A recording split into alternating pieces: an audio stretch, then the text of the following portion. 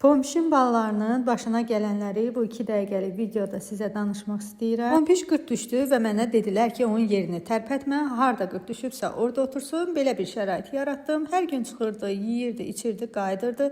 Ta ki alaboğaz gəlib digər 2 ördəyi və onun altındakı 13 yumurtasını yeyənədək. Necə qorxmuşdusa artıq yumurtaların üstündə oturmaqdan imtina etmişdi. Lakin mən onu zor bəla, su, yem verərək yumurtaların üstündə otuzdurdum, amma bu da bir yerə kimi çəkdi. Son günlərdə gördüm ki, artıq yumurtaların üstündə ayaq üstə durur, oturmur. Mən də belə bir şərait yaratdım. Son 7-8 gününü də bu formada hər gün yoxlayaraq keçirdim. Mayın 4-ünə yumurtalar artıq çıxmalı idi, lakin həmin gecəni gözlədim. Neçə dəfə baxdım, çıxmamışdı.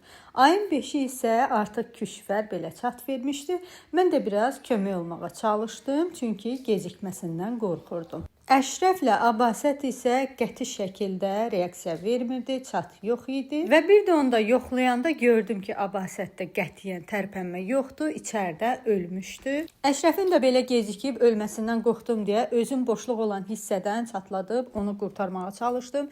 Lakin bir gün belə qaldı, amma sonra o da öldü. Bir gün sonra küşfərə qaynamış yumurta sarısı verdim, biraz kəmşirin su, gözləri tutulmuşdu, yavaş-yavaş açılmağa başladı. Çayla sildim və sonda gedib Pompişi tutub gətirdim ki, balası ilə qovuşdurum, daha ona sahib çıxsın. Və heç də gözlədiyim kimi olmadı, Pompiş durub balasının yanından qaçdı. Nəfər də 2 gündür keçirdiyim üzüntünü görüb, gedib mənə qara balaşlar alıb. Mən də ona dedim ki, bu qara balaşların yerinə uşağımın yanına sarı balaş alardın ki, o da özünkü bilər. Və bir də onda gördüm ki, ərinməyib, gedib Pompişi olan balaca ördək tapıb gətirib. Beləliklə 3 dənə də sarı ördəyim oldu. Gəl qaralara ad fikirləşin.